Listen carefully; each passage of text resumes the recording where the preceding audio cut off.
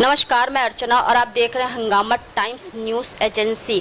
2022 में उत्तर प्रदेश में किसकी बनेगी सरकार, इसी खास बातचीत की कड़ी में आज हमारे साथ में हैं मोदी सपोर्टर टीम संघ के राष्ट्रीय अध्यक्ष जयकरण सिंह, जो मोदी टीम को सपोर्ट करते हैं, और भाजपा यानी कि जो वर्तमान में हमारे प्रदेश की सरकार है, बीजेपी सरकार, कहीं ना कहीं बनाने में उनका बहुत बड़ा योगदान रहा है। तो 2022 का क्या हशर रहेगा? मोदी सरकार फिर से आएगी या फिर कोई और सरकार उत्तर प्रदेश में अपना झंडा लहराएगी?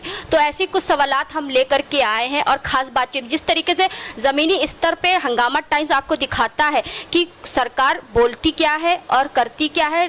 जनता बहुत रुष्ट है, कुछ लोग बोलते हैं सिर्फ नारे हैं। तो ऐसे ही बहुत सवाल हैं जो हम आज करेंगे जयकरण सिंह जी से। नमस्कार जयकरण जी, आपका बहुत स्वागत है हमारे हंगामा टाइम्स न्यूज़ चैनल में। नमस्कार। तो सबसे पहला सवाल हुआ है 2022 की क्या तैयारी है? 2022 के लिए जैसे कि हम लोगों ने संगठन का निर्माण तो हम लोगों ने 2011 में कर लिया था। जब से सपा सरकार थी उस समय हम लोगों ने, हमारे कार्यकर्ताओं ने बहुत लाठियाँ खाई। आप जानते हैं कि उत्तर प्रदेश में किस प्रकार से भ्रष्टाचार था, बलात्कार के ज़्यादा केसेस थे और आए दिन गुंडागर्दी रहती थी। भारतीय जनता पार्टी के कार्यकर्ताओं को हमेशा पीटा जाता था, असहाय लोगों के ऊपर हमेशा प्रताड़ित किया जाता था, उनकी ज़मीन हड़प लेना, ऐसे बहुत सारी चीज़ें हैं जो उत्तर प्रदेश में पहले थी। आज के समय में जब योगी सरकार बनी तो भ्रष्टाचार कम हुआ, गुंडाई कम हुई। आप देख रहे हैं कि इस समय थर थर काँप रहे हैं। जिस प्रकार से अपराधी उत्तर प्रदेश में जेल से बाहर आने से काँप रहे हैं कि कहीं ऐसा ना हो कि हमारा इनकाउंटर कर दिया जाए। तो ये जो भय है, यही भय हमेशा बना रहे, इसलिए बार बार योगी सरकार चाहते हैं। और उत्तर प्रदेश की जनता एक बार पुनः से, जिस प्रकार से 2016 में प्रचंड बहुमत से उत्तर प्रदेश में सरकार बनाई थी, उसी प्रकार से 2022 में फिर से मोदी जी की, योगी जी की तरफ जिस प्रकार से रुझान है, मोदी जी और योगी जी की तरफ से पुनः से उत्तर प्रदेश में सरकार बनाएंगे। 2000 कोरोना की पहली लहर आई थी, 2021 में कोरोना की दूसरी लहर, तीसरी लहर, और जाने कितने black fungus, white fungus, yellow fungus आ रहा है। इसमें जनता बहुत त्रस्त हो गई है। ज़मीनी स्तर पे जब हम लोगों ने लोगों का सर्वे किया और लोगों से पूछा तो उन्होंने कहा कुछ भी चलेगा लेकिन भाजपा सरकार नहीं चलेगी। इसके बारे में क्या कहेंगे? देखिए, विरोधियों का काम होता है हमेशा विरोध करना। जब विरोधी नहीं होंगे तो हम और अच्छा कार्य कैसे कर पाएंगे? अगर आज वो हमारी बुराई करेंगे इस समय तो हम और अच्छा काम करके दिखाएंगे। जाहिर सी बात है कि जिस प्रकार से कोई कार्य अच्छा कर रहा होता तो उसमें थोड़ा सा नुक्स निकालने से हमेशा वो व्यक्ति और अच्छा कार्य करने का प्रयत्न करता है। देखिए, विरोधियों के पास कोई चारा नहीं है, उनके पास भाजपा के सामने खड़े होने का कोई हैसियत नहीं रह गई है कि किस प्रकार से हम भारतीय जनता पार्टी को नीचे का झुकाएं। तो आए दिन वो प्रोपेगेंडा फैलाते रहते हैं और जो देश की जनता है, जो उत्तर प्रदेश की जो जनता है, वो भारतीय जनता पार्टी को पूरा समर्थन देती है। क्योंकि आप देखते हैं कि सरकार ने किस प्रकार से गरीबों की सहायता के लिए आगे हमेशा कदम बढ़ाया है, सीधा लाभ देने का कार्य कर रही है, चाहे वो आयुष्मान भारत के तहत दवाइयों को लेकर के हो, चाहे वो गरीब जनता को मुफ्त राशन बांटने का हो। जिस प्रकार पिछली बार भी सरकार ने 5 महीने 6 महीने का राशन वितरण किया था, इस बार फिर से इस महीने से राशन मिलना प्रारंभ हो गया है लोगों को। और आगे भी जो भी सुविधाएं होंगी, उत्तर प्रदेश की जो सरकार है, जो हमारी योगी आदित्यनाथ जी की सरकार है, वो जनता तक हमेशा देने के लिए आगे आएगी। और भी जैसे कि आप जानते हैं कि कोविड में इस समय जो भी गरीब लोग हैं, अगर कोई इस बार एक्सपायर कर रहा है तो उनको सरकार 4 लाख रुपए का मुआवजा भी देने के लिए आगे आई है। आप जानते हैं कि जिस प्रकार से आपके मीडिया बंधु, आज बहुत बड़ी एक उपलब्धि का दिन भी है। जिस प्रकार से आपके मीडिया कर्मचारियों की अगर इस कोरोना काल की वजह से मृत्यु हो रही है तो सरकार, मोदी सरकार उनके लिए भी आगे आ रही है। तो आप देखते हैं हर वर्ग के लिए हमारी सरकार, जो चाहे वो केंद्र में मोदी जी की सरकार हो, चाहे वो प्रदेश में योगी जी की सरकार हो, हर तबके के लोगों के लिए सहायता और मदद के लिए आगे आ रही है। चाहे वो व्यापारी वर्ग का व्यक्ति हो, उनके लिए भी हमारे सरकार विचार कर रही है। चाहे वो गरीब जन हो, चाहे वो मीडिया कर्मी हो, या चाहे पुलिसकर्मी हो, चाहे वो किसी भी सामाजिक संगठन से जुड़ा, उनके लिए भी सरकार सोच रही है। क्योंकि ये सरकार जमीन से उठी है, किसी पारिवारिक सरकार नहीं है। यहाँ पर एक छोटा सा कार्यकर्ता भी आगे चढ़ करके मुख्यमंत्री बन सकता है, प्रधानमंत्री बन सकता है। तो हम अगर छोटे से उठे तो जाहिर सी बात है कि जनता क्या जमीनी स्तर पर जो समस्याएं हैं उनके बारे में सोचते हैं और उसको निदान करने के लिए भी आगे आते हैं। जैसे आपने कहा गुंडागर्दी की बात, तो यहाँ तो पुलिसकर्मी ही लोग गुंडागर्दी करते हैं आम जनता के साथ में। जी, आपकी बात से मैं सहमत हूँ, क्योंकि देखिए आज के समय जो भी पुलिसकर्मी अगर ऐसा करता है तो उनकी मानसिकता जो है वही मानसिकता बनी हुई है जो पहले पुरानी सरकारें थी। जिस प्रकार से उन्होंने उनको बढ़ावा दिया, तो हर आदमी को, जैसे कहते हैं ना कि जिसकी जैसी छवि होती है वो उस छवि से दूर नहीं भाग सकता है। चाहे जितना उसके प्रभाव बंद कर दिया जाए, वो कमरे में भी बंद कर दिया जाए, चाहे जितने अच्छे शिक्षण स्थान में भेज दिया जाए, जिसकी प्रवृत्ति स्टार्टिंग से होती है। जो भर्तियाँ पुलिसकर्मियों में स्टार्टिंग में हुई हैं, चाहे वो सपा के सरकार के समय में हो, बहुत से लोग ऐसे भी हैं जो सामने आया है कि घूस दे करके आए थे, बहुत सारा पैसा खर्चा करके आए थे, तो वो चाहते हैं कि हम अब उस पैसे को किसी न किसी तरह से निकालें। तो वो उनके अंदर जो मानसिकता है, उस मानसिकता के अनुसार ही वो गलत काम करते पकड़े जाते हैं। तब उन पर शिकंजा कसा जाएगा कि भविष्य में ऐसी प्रवृत्ति के व्यक्ति न पुलिसकर्मी बने, न किसी पद पर रहे। इसी प्रकार से सरकार उनके ऊपर शिकंजा कसने के लिए आगे आ रही है और कसेगी भी कि दोबारा से कोई भी ऐसा व्यक्ति जो पब्लिक सर्वेंट है, चाहे पुलिस कर्मचारी हो या किसी भी सरकारी कर्मचारी हो, कि जनता से दुर्व्यवहार न कर सके, जनता के साथ में ठगी न कर सके, जनता से अपनी जो उनकी जॉब है उस जॉब के अनुसार ही कार्य करें। लोगों की सेवा करना, लोगों की सुरक्षा करना उनका महत्व दायित्व है, उस पर ही निर्वाह करें। ऐसा भी हमारे योगी जी मंथन कर रहे हैं। उसके लिए एक टीम भी गठित की गई है, जो कि ऐसे पुलिस कर्मचारी हैं जो इस समय कोरोना काल में, चाहे वो मेडिकल स्टाफ से लेकर के हों, जो बड़े बड़े अस्पतालों में, सरकारी अस्पताल, प्राइवेट अस्पतालों में जिस प्रकार से अवैध वसूली की गई है जनता से, उसके लिए भी एक टीम गठित की गई है। उनकी छटनी करके उन पर भी शिकंजा कसने का कार्य योगी जी का कल का एक आदेश है, उसमें साफ साफ है कि अगर इस समय जो भी देश की जनता के साथ में दुर्व्यवहार करेगा, देश की जनता के साथ में ठगी करेगा, उनको उस पद पर रहने लायक नहीं रखा जाएगा, उन्हें सबक सिखाया जाएगा और उनको निष्कासित कर दिया जाएगा। तो ये कैसे सबक सिखाया जाएगा? बरेली का ताज़ा केस हम आपको बताते हैं, जहाँ पे एक पुलिस वाले ने लॉकडाउन का नियम लागू करने, पालन करने के लिए हाथ पैरों में कील ठोक दी। देखिए, उस विषय पर जो इस समय एक वीडियो चल रहा है सोशल मीडिया पर, कील ठोक दी गई है, ये बहुत ही निंदनीय कार्य है। ऐसा कार्य की हम लोग भी निंदा करते हैं कि ये क्यों ठोका गया है, किस वजह से ठोका गया है। इस पर भी तो जांच का विषय है कि वो जांच निकल कर आएगा कि कारण क्या था। या हो सकता है कि पुलिसकर्मी को फंसाने के लिए भी ऐसा किया, उसने स्वयं से किया हो या किसी से करवाया हो। पूरी आरोप जो है पुलिस के ऊपर लगाया जा रहा है। लेकिन अब मैं आपको वचन देता हूं और इस बात को गारंटी के साथ मैं कहता हूं, अगर उसमें पुलिसकर्मी दोषी हैं तो उनको भी किसी भी हाल में बख्शेगी नहीं हमारी योगी सरकार। क्योंकि 2016 में मोदी सरकार और योगी सरकार बनी, यानी भाजपा सरकार प्रदेश में सबका साथ सबका विकास कर, लेकिन कहीं कहीं आम जनता बहुत त्रस्त है। जितना आप देख लीजिए, पटरी दुकानदारों की जो दुकानें वो नहीं लग पा रही हैं, लोगों को सुविधा नहीं मिल पा रही है, लोग इतने त्रस्त हो गए कि दुकानें लगाने की तरस रहे हैं, उनके घर का गुजारा नहीं हो रहा है। ये बात आपकी सत्य है। कोरोना काल की वजह से जो लॉकडाउन लगाया गया, इसमें हर तबके का व्यक्ति परेशान हुआ, चाहे वो छोटा व्यापारी हो चाहे बड़ा व्यापारी हो। भाई जिनके पास पैसा है वो तो किसी तरह से गुजारा कर रहे हैं, लेकिन जो छोटे व्यापारी हैं, चाहे रेहड़ी ठेला लगाने वाले हों या रिक्शा चलाने वाले हों, वो परेशान हैं। लेकिन सरकार उनके लिए भी सोच रही है और उनको भी सहायता करने के लिए, जैसा कि आप जानते हैं कि योगी जी ने पिछले महीने ही घोषणा कर दिया था कि योगी जी की जो किचन चलती है, जिसमें से कोई भी व्यक्ति, मतलब जो रेडी ठेला लगाते हैं, जो रिक्शा चलाते हैं, वो भोजन कर सकते हैं। उसमें भी लगातार भोजन वितरण हो रहा है योगी जी की तरफ से।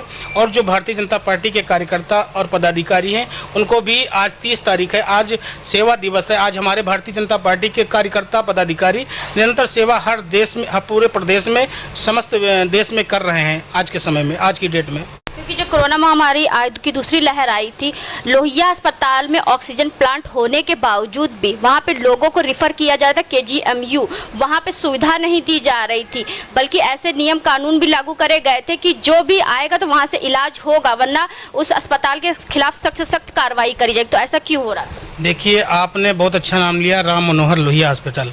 तो आप राम मनोहर लोहिया हॉस्पिटल किसने बनवाया है, किसके देख रेख में चल रहा है, ये आपको अच्छे से ज्ञात है। समाजवादी जो मुलायम सिंह यादव थे, उनके समय में उस लोहिया अस्पताल का निर्माण किया गया। और लोहिया का नाम भी जिनके वक्ता थे, जिन्होंने समाजवादी पार्टी का निर्माण किया था, उन्हीं के नाम से चल रहा है। तो जाहिर सी बात है कि उसमें जो अगर कोई पेशेंट आएगा तो उत्तर प्रदेश की छवि खराब करने के लिए ये षड्यंत्र रचा गया। उसके बाद में जब पता चला कि ऐसा ऐसा लोहिया अस्पताल में हो रहा है, तो तत्काल वहाँ पर जा कर के चेक किया गया कि ऐसा क्यों हो रहा था।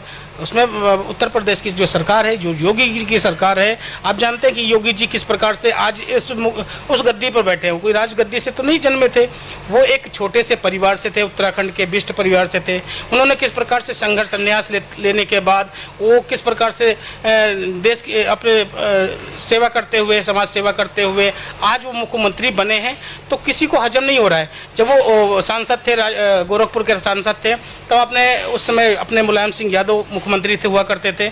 सांसद में उनको किस प्रकार से, विधायक में किस प्रकार से वो रोए थे, खून के आंसू रुलाए गए थे। आज जब वो मुख्यमंत्री बने तो जाहिर सी बात है कि उनको लोग, उनके पीछे जो उनकी एक छवि है, जो साफ सुथरा छवि है, जो एक हिंदुत्ववादी छवि है, उसको बदनाम करने के लिए तरह तरह के प्रोपगेंडा, चाहे वो मेडिकल लाइन से लेकर के हो। भाई देखिए, समाजवादी पार्टी के जहाँ पर भी उनके कार्यकर्ता पदाधिकारी बैठे हुए हैं, चाहे वो उनके द्वारा नियुक्त किए गए हों, तो आदेश तो वो उन्हीं का मानेंगे जो जिन्होंने पहले उस अस्पताल को निर्माण कराया है, और जिन्होंने बनवाया तो आदेश तो उन्हीं के पालन से करेंगे, क्योंकि उन्होंने निर्माण कराया। तो जाहिर सी बात है कि आज के समय में भी जो भी नियुक्तियाँ हुई होंगी तो उन्हीं के समय की हैं। तो उनकी क्यों मानेंगे? केंद्र में भाजपा की सरकार, प्रदेश में भाजपा की सरकार, तो उनकी क्यों मानेंगे? आप कहते हैं ना कि जिसका नमक खाया तो उसका नमक अदा तो करना ही पड़ेगा। जाहिर सी बात है कि आप जानते हैं कि इससे पहले जो समाजवादी सरकार थी, तो जितने भी उत्तर प्रदेश में जिले हैं, सभी जगहों पर ज़्यादातर सपा के ही डीएम्स अधिकारी हुआ करते थे, यादव बिरादरी के हुआ करते थे। तो आज के समय में आप उठाकर हिस्ट्री देख लीजिए लोहिया की, कि वहाँ पर डॉक्टर कौन नियुक्त थे? यादव जी हैं। आज मैं अभी भी कहता हूँ यादव जी हैं। तो जिनका नमक खाया तो उनका नमक तो अदा करेंगे, जाहिर सी बात है। यानी कि राजनीति पे आम जनता का कोई असर नहीं पड़ेगा? राजनीति पर आम जनता का प्रभाव पड़ेगा। भाई, जिनके परिवार के साथ में घटनाएं हुई हैं, जिन परिवार के लोग चले गए हैं इस कोरोना काल में, उनके परिजनों के साथ में भारतीय जनता पार्टी की पूरी सहानुभूति है, और भारतीय जनता पार्टी उनके लिए भी आने वाले समय में कुछ ऐसा करेगी, उनको हम लोग खुश कर सकते हैं। उनके परिवार के जो व्यक्ति गए उनको तो हम नहीं ला सकते हैं, कोई भी नहीं ला सकता है, वो चाहे जिसकी सरकार हो। आप जानते हैं कि जैसे कि पिछली सरकारें होती थी, जो बहुत बड़ी बड़ी महामारी पहले आई भारत में, तो उस समय जो भारत का जो एक स्थिति, चाहे अर्थव्यवस्था को लेकर हो, चाहे वो मेडिसिन को लेकर के हो, वो बहुत समय लगता था भारत में आने में। लेकिन जब हमारी योगी सरकार और मोदी जी की सरकार है, वो देश हित के लिए दिन रात प्रयासरत रहे। हमारे प्रधानमंत्री मोदी जी 18 घंटे जा करके देश की सेवा में कार्य कर रहे हैं। हमारे योगी जी 18 घंटे जा करके कार्य कर रहे हैं, वो चाहे दिन हो रात, लगातार देश के अलग अलग राज्यों में संवाद करके, चाहे वो डीएम से हो, चाहे अस्पताल प्रशासन से हो, चाहे वहाँ के एसपी से हो, सब लगातार वो सेवा में लगे हुए हैं। और आने वाले समय में जो हमारा 1 वर्ष का समय है, इसमें हम लोग पूरी मेहनत करेंगे, और देश के जिस प्रकार से हमें पूर्ण बहुमत में उत्तर प्रदेश में सरकार बनाई है, यहाँ की जनता ने विश्वास करके, हम उनके विश्वास पर खरा उतरेंगे। और प्रत्येक व्यक्ति को, आप जानते हैं कि प्रधानमंत्री मोदी की योजनाएं जो गांव-गांव में गई हैं, चाहे वो शौचालय को लेकर के हो, आवास को लेकर के हो, हर गांव में बांटी गई हैं, हर गांव में लाभान्वित हुए हैं इससे। तो हमें लगता है कि भारतीय जनता पार्टी को पुनः से उत्तर प्रदेश की जनता स्वीकारेगी, और पूर्ण प्रचंड बहुमत से, इससे ज़्यादा सीटें देकर के भारतीय जनता पार्टी को 2022 में सरकार फिर से बनाएगी। जयकरण जी, आप एक बार मलियाबाद की तरफ के गांव का रुख करिएगा। वहां पे बहुत से ऐसे लोग हैं जिनको शौचालय की सुविधा मिली नहीं है, क्योंकि वहां का सर्वे हमारी टीम ने खुद किया है कि वहां से लोगों से फॉर्म भरवा लिया गया, पैसे के लिए 20-20 हज़ार रुपए जो थे उस पर सिग्नेचर करवा लिए गए, लेकिन लोगों को शौचालय मिला नहीं अभी तक का। अगर ऐसा प्रकरण होता है, तो अगर सरकार के संज्ञान में आता है, तो निश्चित रूप पर अगर किसी ने इस प्रकार से किया है या गलत किया है कि भाई लोगों से अगर ठग विद्या का काम किया है, अगर सिग्नेचर करा लिया है, अगर उन्हें नहीं प्राप्त हुआ, तो जाहिर सी बात है जांच का विषय है, उस पर जांच बैठा करके, और जो लाभान्वित लोग हैं, जिनको ज़रूरत है, अति आवश्यकता है, जिनको सही मायने में आवश्यकता है, उनको जरूर मुहैया कराई जाएगी हमारी योगी सरकार। तो व्यापारी क्षेत्र भी बहुत ज़्यादा रुष्ट है भाजपा सरकार से, इसके बारे में क्या कहेंगे? देखिए, जो रुष्ट हो सकते हैं, लेकिन भारतीय जनता पार्टी से अलग नहीं हो सकते हैं जो व्यापारी वर्ग हैं ये, क्योंकि जानते हैं मोदी जी ने किस प्रकार से गुजरात, जो व्यापार का गढ़ है गुजरात, उसको किस तरह से उन्होंने डेवलप किया। वो ज़्यादातर विकास के मुद्दे पर ध्यान देते हैं। आज हमसे रुष्ट हो सकते हैं, लेकिन भारतीय जनता पार्टी से व्यापारी नाराज़ नहीं हो सकते हैं, क्योंकि वो उनका उनका परिवार भारतीय जनता पार्टी है। जिस प्रकार से व्यापारी वर्ग को भारतीय जनता पार्टी ने महत्वता दिया और भारतीय जनता पार्टी से इससे पहले भी बहुत बार विरोध हो चुका है और व्यापारियों ने किया, लेकिन वो उन्होंने हमेशा यही कहा है कि हम रुष्ट हो सकते हैं लेकिन हम भारतीय जनता पार्टी से या भारतीय जनता पार्टी के मुख्यमंत्री जी से और प्रधानमंत्री जी से नाराज़ नहीं हो सकते हैं, क्योंकि वो हमारा अगर आज हमारा नुकसान हुआ है तो उसकी भरपाई भी वही कर देंगे और वही हमें आगे का राह दिखाएंगे किस प्रकार से हमें अपना और विस्तार करना, किस प्रकार से हम और आमदनी कर सकते हैं। जाहिर सी बात है लॉकडाउन चल रहा है तो जो लॉकडाउन हुआ है उसमें व्यापारी वर्ग का या आम व्यक्ति भी, व्यापारी की ही छोड़ दीजिए, आम व्यक्ति जो रिक्शा चलाते हैं, जो सब्जी बेचते हैं, चाहे वो कुलचा लगाते हों, ठेले लगाते हों, वो सब लोग परेशान हुए हैं। भाई जाहिर सी बात है कि अगर लॉकडाउन नहीं लगाया जाता तो ये जो महामारी है एक विकराल रूप रख लेती, तो इसको कंट्रोल करना बड़ा ही मुश्किल हो जाता।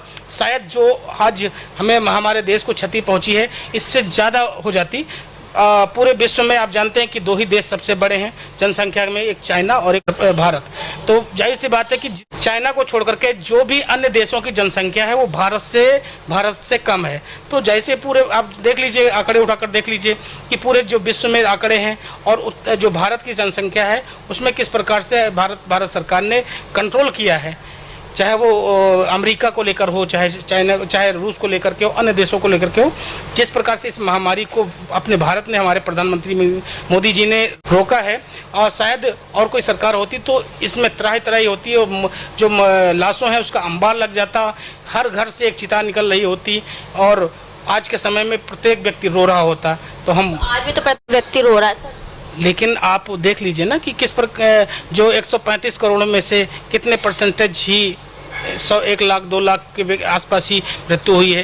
लेकिन जब ये और सरकारें होती तो शायद कंट्रोल नहीं कर पाती। ये पूरे हमारा कहना नहीं है, ये विदेशी मीडिया जो यहाँ के जो विदेशी मीडिया है उनका कहना है, जो बड़े बड़े वैज्ञानिक हैं जो देश को समझते हैं उनका कहना है कि शायद प्रधानमंत्री मोदी जी की सरकार नहीं होती तो शायद आज इस भारत का विनाश हो जाता। तो जिस तरीके से आपने बताया है कि विनाश हो जाता, तो हर क्षेत्र में कहीं ना कहीं जैसे बीजेपी सरकार के ऊपर उंगली उठती है, वैक्सीन को भी लेकर के उनके ऊपर उंगली उठाई जा रही है कि जब एकमात्र बचाव टीकाकरण ही था तो पहले से क्यों नहीं करा गया। देखिए वैक्सीन, अब मैंने आपको पहले भी बोला कि देखिए वैक्सीन और सरकारें होती तो वैक्सीन को आने में लगभग हमारे देश को 10 वर्ष लग जाते। मोदी जी ने 1 साल के अंदर 2 बड़ी कंपनियां खड़ी की जो आज के समय में वैक्सीन का निर्यात कर रही हैं और लगातार टीकाकरण भी हो रहा है। भले ही इतनी बड़ी संख्या है अपने देश की तो थोड़ा सा विलम्ब हो सकता है, लेकिन प्रयास यही है कि ज़्यादा से ज़्यादा वैक्सीनीकरण करा करके पूरे समस्त देशवासियों को वैक्सीन लगाया जाए, जिससे कि आने वाले समय में इस महामारी से, और ये जब वैक्सीन लग जाएगी तो और भी ऐसी बहुत सारी बीमारियां हैं उससे भी लड़ने की क्षमता है इस वैक्सीन में। और जो भी अगर जैसे कि ब्लैक फंगस वगैरह आ रहे हैं इस पर भी ये वैक्सीन काम कर रही है, कंट्रोल कर रही है। ये नहीं होगा, अगर ये ब्लैक फंगस की बात करें तो ब्लैक फंगस, वाइट फंगस जो हो रहे हैं ये ज़्यादातर उन्हीं लोगों को हो रहा है जिनको तरह तरह के इंजेक्शन दिए गए, तरह तरह की वैक्सीन लगाई गई उससे कंट्रोल करने के लिए। आप जानते हैं कि जब इसकी वैक्सीन नहीं थी तो लोगों ने जो पाया मन में लगा दिया, चाहे HIV का टीका हो लगा दिया हो, चाहे रेमडेसिविर के इंजेक्शन लगा दिए हो, जो ब्लैक मार्केटिंग हुई उसकी वजह से लोग थोड़ा सा परेशान हुए। लेकिन अगर इस तरह की घटना हमारी योगी सरकार नहीं हो तो शायद वैक्सीन आज के समय में हमारे देश को नहीं मिल पाती। नहीं, वैक्सीन तो चलिए, वैक्सीन अनिवार्य तो है ही है, सिर्फ बचाव यही एकमात्र है, लेकिन जब पहले से हमें पता था तो क्यों नहीं करी गई, इतना इंतजार क्यों किया, बाहर के देशों में क्यों सप्लाई हो रही थी?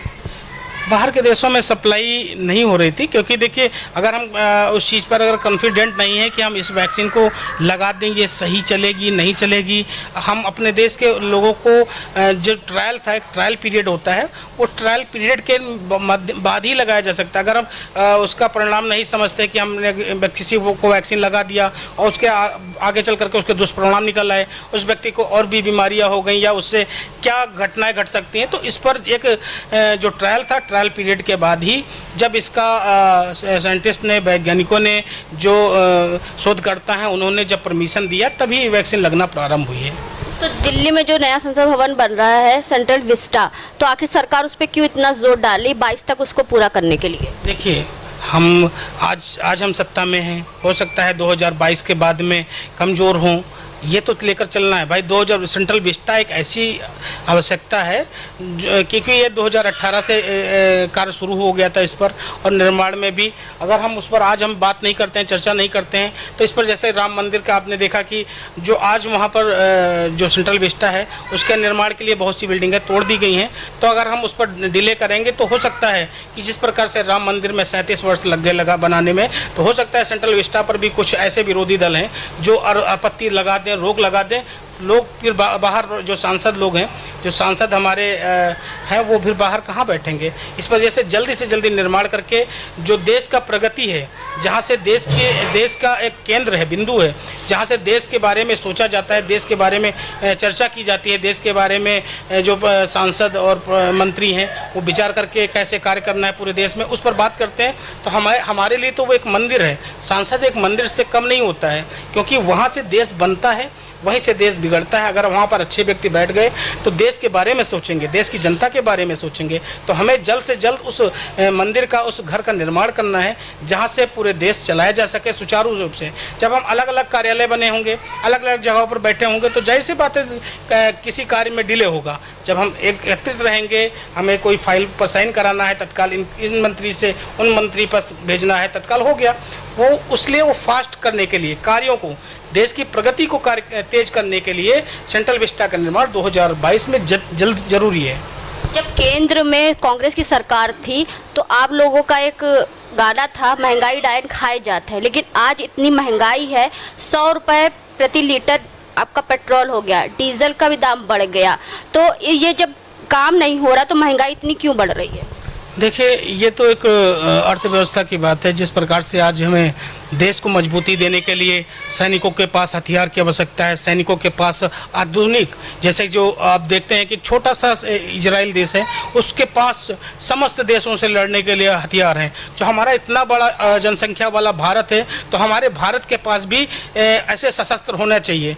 अब देखते हैं कि इजराइल के हर प्रत्येक नागरिक, प्रत्येक घर से एक व्यक्ति सेना में जाता है। सेना से सरकार का वहाँ का एक ही उद्देश्य है कि और जनता भी वहाँ चाहती है कि हमारे घर का एक व्यक्ति देश के लिए लड़े। तो हमें अपने महंगाई को न देखते हुए इस समय ये सोचना चाहिए, कल को अगर हमारे देश के ऊपर चाइना अटैक कर देता है, पाकिस्तान अटैक कर देता है, बांग्लादेश अटैक कर देता है, तो हम कैसे बचेंगे? हम फिर से गुलाम हो जाएंगे। जो आज हम सुख से काम कर रहे हैं, कमा रहे हैं, खा रहे हैं, कल को फिर हम गुलामी करेंगे। तो जाहिर सी बात है, हमें सबसे पहले जो इतने सालों से, जो 60 साल 70 साल से कांग्रेस थी, हमारे पास जंग लगे हथियार थे, जो कभी मौके पर अगर हम युद्ध हो जाए तो हम चलाने जाएं तो हमारे सैनिक शहीद हो जाते थे। वायुयान हो, चाहे वो फाइटर जेट्स हों, ऐसे जंग लगे होते। आपने देखा कि जिस प्रकार से फाइटर जेट एक हमारा दुर्घटनाग्रस्त हुआ था, वो किसकी वजह से? अगर आधुनिक हथियार होते तो शायद जो जाकर के पाकिस्तान में गिर गया था और एक हमारे देश का सैनिक पकड़ा भी गया था, फिर देश के हमारे प्रधानमंत्री मोदी जी ने उन्हें किस प्रकार से छुड़ाया। तो हमें महंगाई के साथ में ये भी तो देखना है कि हमारे देश कहाँ जा रहा है और देश को किस तरह से मजबूती मिल रही है, चाहे वो शस्त्र को लेकर के हो, चाहे सेना के पास बुलेट प्रूफ जैकेट्स को लेकर के हो, चाहे सशस्त्र हथियार जो रूस से और अमेरिका से खरीदे गए हों। तो हमें महंगाई बढ़ी है। अगर हम 1 रुपया किसी चीज़ अपने देश में खरीद रहे हैं तो उससे हम देश को मजबूत कर रहे हैं। महंगाई बढ़ी है, मानते हैं, लेकिन वो पैसा सही जगह इस्तेमाल हो रहा है, ये भी सबको विचार करना चाहिए, सोचना चाहिए कि जिस प्रकार से आज हमारे देश की सेना मजबूत हुई है, जिस प्रकार से गांव-गांव में सड़कें बन रही हैं, गांव-गांव में बिजली पहुंच रही है, तो ये पैसा है तो हम लोगों का। अगर आज हम 2 रुपये 1 रुपये अगर बढ़ोतरी में ले रहे हैं, और बढ़ोतरी उस हिसाब से नहीं है, आप उठाकर देख लीजिए 10 साल पहले क्या था, आज उस समय क्या है। तो जाहिर सी बात है, जब कोई चीज़ बढ़ता है, जिस प्रकार से आमदनी बढ़ती है लोगों को, उस समय से थोड़ी सी महंगाई अवश्य बढ़ती है। लेकिन यहाँ तो आमदनी बढ़ी नहीं ना, घट गई है आमदनी। और साथ में ये भी है कि चलिए पेट्रोल डीजल के दाम बढ़े, चलिए सही है, कच्चा तेल के दाम क्यों बढ़े हैं, दाल के दाम क्यों बढ़े हैं?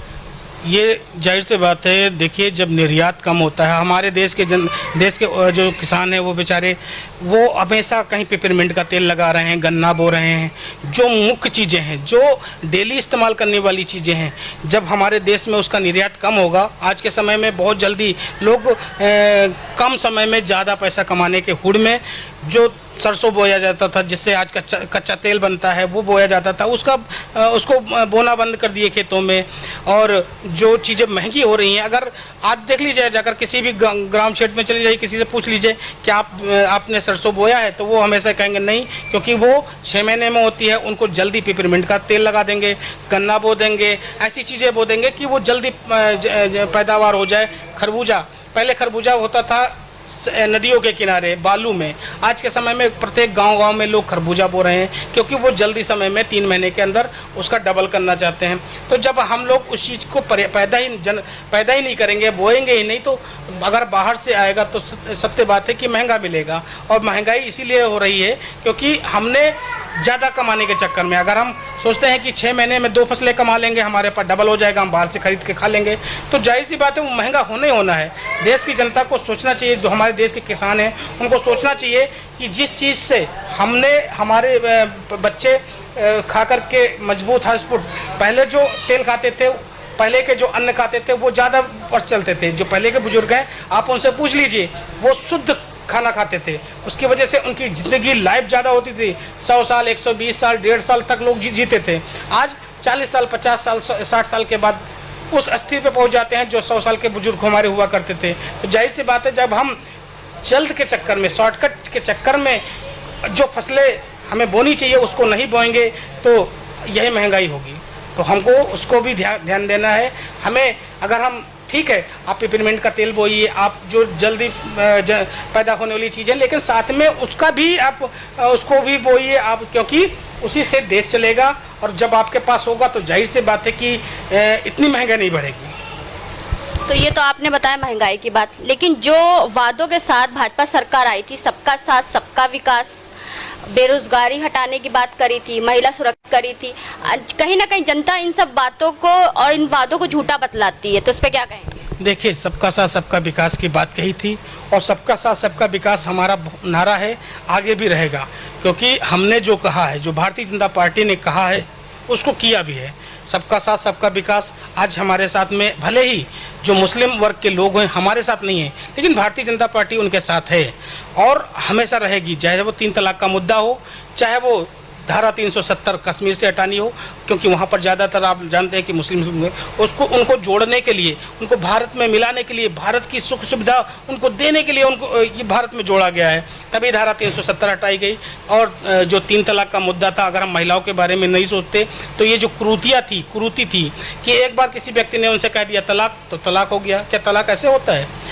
उस जो एक तलाक के बाद से उस महिला के साथ में किस प्रकार से गलत होता था, ये सब कोई अनछूता नहीं है। उससे सब लोग जानते हैं, पूरे देश की जनता जानती है कि अगर हम भारतीय जनता पार्टी सबका साथ सबका विकास के साथ में नारा दे रही है, तो हमारे देश में भारतीय जनता पार्टी की सरकार बनी।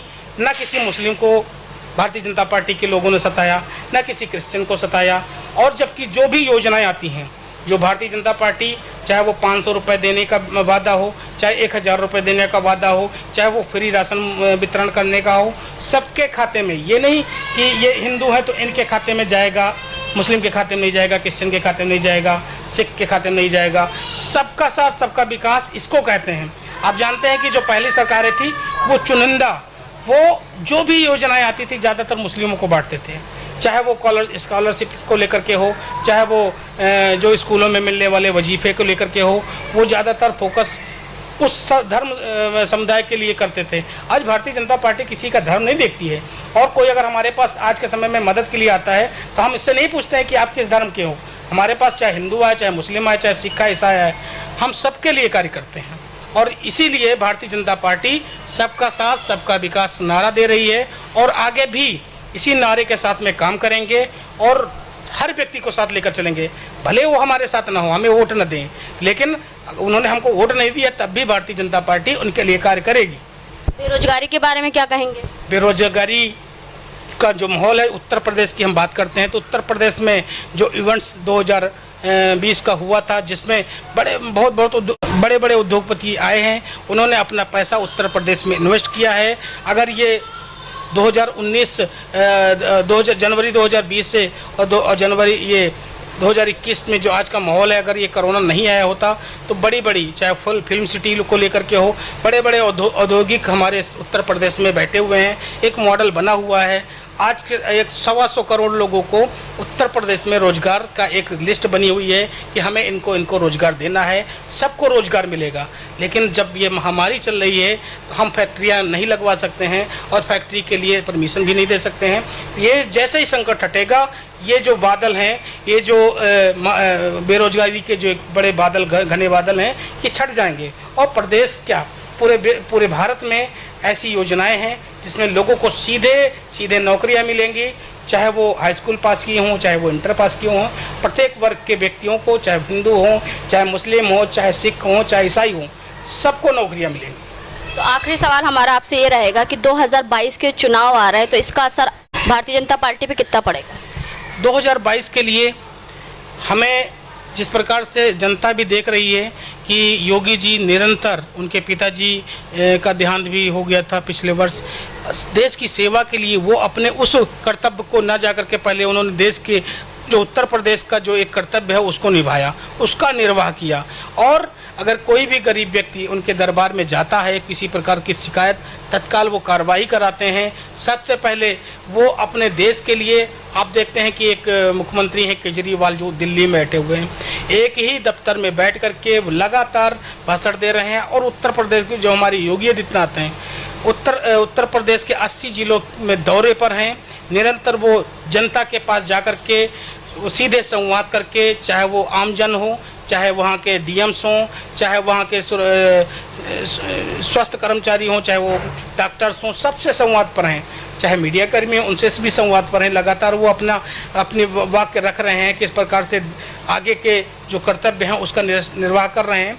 2022 का जो इलेक्शन है, हमें मालूम है कि जिस प्रकार से आज समाजवादी पार्टी पंचायत चुनाव में अगर जो कुछ सीटें निकाल करके जो आज हर्ष मना रही हैं, तो मैं उनको बता दूं कि उत्तर प्रदेश की जनता एक बार पुनः से 2022 में योगी सरकार को ही लाएगी। क्योंकि हमने पहले भी चेहरा नहीं रखा था, लेकिन उस समय हमें प्रचंड बहुमत मिली। हमने 2016 में कोई चेहरा नहीं रखा था उत्तर प्रदेश के मुख्यमंत्री का, लेकिन आज के समय में उत्तर प्रदेश के पास एक बहुत बड़ा चेहरा है जिन्होंने 5 वर्ष अपने कंप्लीट किए और देश से गुंडागर्दी मिटाई, देश से भ्रष्टाचार खत्म किया देश में। क्योंकि आप जानते हैं कि वो पैसा बचाकर क्या करेंगे, योगी जी और प्रधानमंत्री मोदी जी पैसा क्या करेंगे। आज उनके ऊपर आप कोई भी पीटीएल डाल करके पता कर ले कि उनके खाते में कितने पैसे हैं। जो उनको तनख्वाह आती है, उस तनख्वाह से वो अपना, चाहे वो राशन मंगाना हो, चाहे वो सब्जी लेनी हो, उस पैसे से वो खर्चा करते हैं। कहीं भी अगर गाड़ी से जाते हैं तो उसमें जो पेट्रोल भरवाते हैं वो भी अपने पैसे से भरवाते हैं, ना कि सरकारी पैसे से। तो वो पैसा बचाकर करेंगे क्या? देश की जनता भी जानती है कि उनके पास ना, वो परिवार को भी महत्वता नहीं देते हैं, वो देश की सेवा में अपनी पूरी अहमियत देते हैं, पूरी महत्वता देते हैं। तो देश की जनता भी जानती है कि हमें ऐसा ही नेता चाहिए, हमें ऐसा ही अपने देश का सेवक चाहिए, हमें ऐसा ही प्रदेश का सेवक चाहिए। तो एक बार पुनः से 2022 में माननीय मुख्यमंत्री योगी आदित्यनाथ जी को पुनः से मुख्यमंत्री बनाएंगे। तो जिस तरीके से आपने सुना कि किस तरीके से 2022 की तैयारी है, इस समय जो कोरोना महामारी चल रही है तो कितना क्या असर पड़ेगा, कुछ सवाल हमने पूछे जयकरण सिंह जी से, जो कि टीम मोदी सपोर्टर के संघ के राष्ट्रीय अध्यक्ष हैं। तो इसी के साथ मैं अपनी बातों को यहीं विराम दूंगी। ऐसे ही हम खास लोगों से बात करते रहेंगे और जल्दी फिर मिलेंगे। धन्यवाद।